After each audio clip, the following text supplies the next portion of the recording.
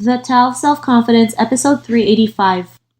Welcome to the Tao of Self-Confidence, where I share stories of amazing women who have discovered their inner journey to self-confidence. Visit our website at thetaoofselfconfidence.com. Your inner journey to self-confidence awaits.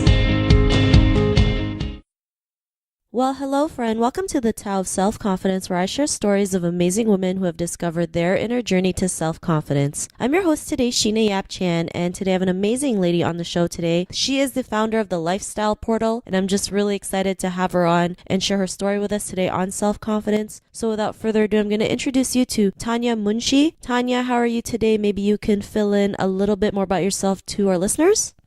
Hi, Sheena. Thank you for having me on this show. It's quite an honor to be a part of this initiative. Yes, so I am the founder of Lifestyle Portal. Actually, I'm a lifestyle features writer by profession.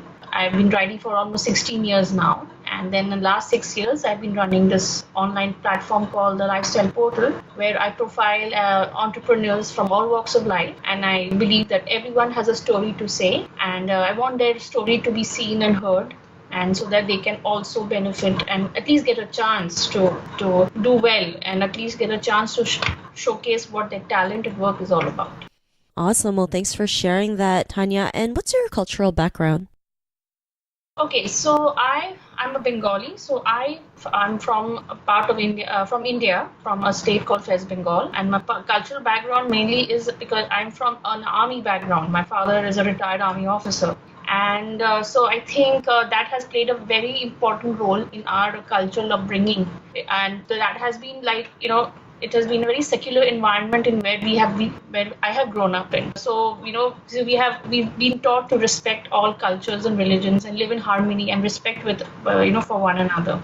And also because I'm very proud to come from a family where, there's no differentiation between daughters and sons. So all my brothers and we all have got the same and equal chance to do well professionally and personally. So, these two have been my greatest strengths from the cultural background that I come from. Awesome. Well, thanks for sharing that, Tanya. And what would be your favorite self-confidence quote? So this is something I read recently, because it says a great figure or physique is nice, but it's self-confidence that makes someone really sexy. So it's by Vivica A. Fox. I like that quote. And, it's so true. I mean, you can, having the self-confidence, no matter what your body is, really can stand out, right? Because there's still people who are fit, but still have that low self-confidence. Or, we see a lot of people doing the body positivity movement and they just love themselves in their own skin because they have that confidence to do that. So I really love that quote that you mentioned. And in your own words, how would you define self-confidence?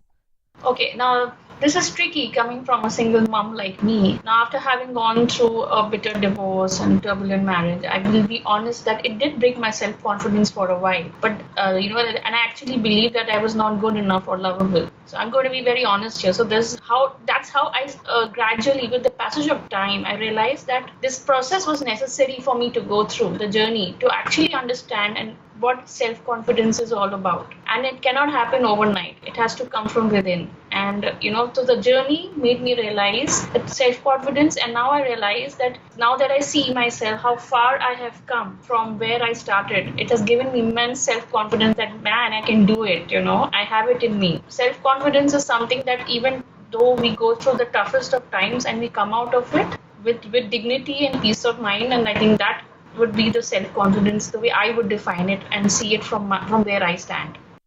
Thanks for that great definition. And, sometimes it's so true. We all go through, unfortunate incidents, right? And sometimes it may have to happen so that it can build us up, right? Be the person that we want to be, or be that confident person that we are, have the courage and strength to do the things that we want to do. And, because I always think whatever situation that comes up in our lives, something good always happens, or something good always comes along. So I really love that definition that you mentioned. And Tanya, what was your life like before your discovery of self-confidence?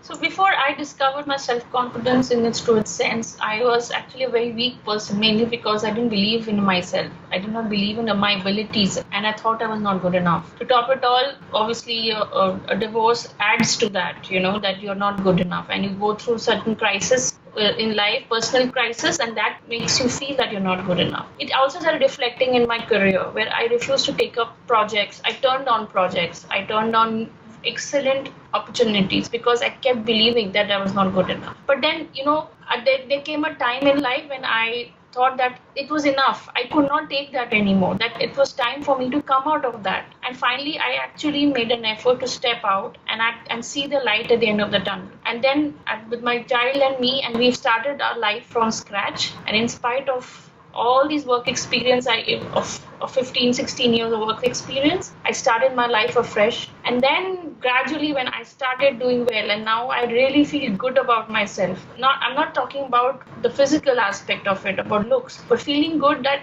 I can do it. When I started appreciating myself more. I started looking after myself. I started working better. I started thinking better. So before discovery of self-confidence, it was completely that I was not good enough. And now I feel there is that self-confidence, I think, shows. It shows through when people meet me and they understand. And I'm still, now I do not want to go overboard. So I ensure that I'm still humble. That even though I get good opportunities, I still remain humble. So I try not to go overconfident at the same time. Thanks for sharing that. And, sometimes, the people that we have in our lives sometimes bring us down, not realizing it. Like you mentioned, your marriage before, you just felt like you weren't worthy or you felt you weren't good enough. And sometimes leaving it was pretty much like the light at the end of your tunnel, and starting from scratch can be a good thing because like anything was possible, right? And, because of that realization, what's your life been like now?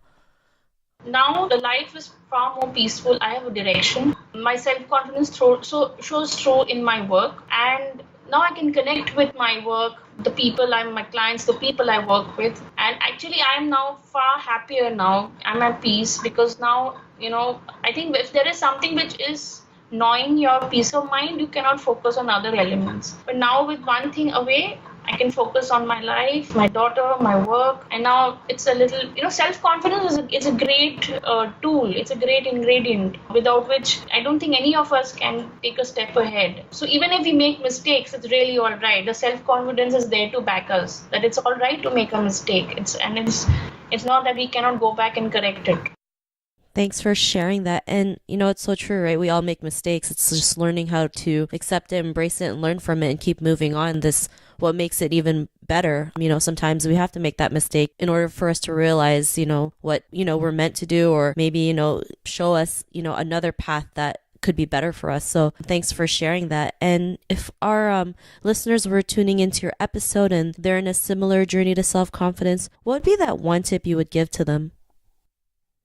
Okay, so one thing I would give to them is that no one else is responsible for their happiness but themselves. If the greatest mistake we as women do is that we attach our happiness and self-worth to someone else, whether it's a parent or a spouse or child or a friend. We need to stop that, because the moment we give someone else their approval that we are going to be happy, that's the greatest mistake. So my advice to all the women out there in their journey of soul searching and self-confidence would be the reason for your own happiness.